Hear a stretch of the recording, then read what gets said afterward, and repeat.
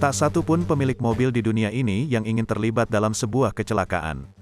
Pasalnya, bukan hanya nyawa yang menjadi taruhan, melainkan biaya perbaikan mobil pasca tabrakan juga bisa menguras kantong. Contohnya pengemudi Honda Jazz yang mengaku alami kecelakaan karena ditabrak oleh pengendara lainnya. Insiden tersebut diceritakan melalui akun TikTok pribadinya bernama @gilangfitrah2. Akibat kecelakaan itu, bodi Honda Jazz terlihat ringsek parah pada bagian depan dan samping kiri. Bagian ban sampai rebah layaknya modifikasi camber.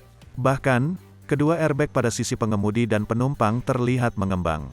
Dalam tayangan tersebut, pemilik Honda Jazz itu diketahui menghabiskan dana lebih dari 100 juta rupiah untuk memperbaiki mobilnya di bengkel resmi Honda.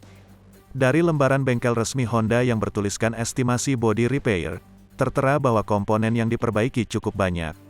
Mulai biaya perbaikan kaca spion, headlamp, grill depan, bearing, tie rod, radiator, fender, pintu kiri depan belakang, hingga penggantian airbag.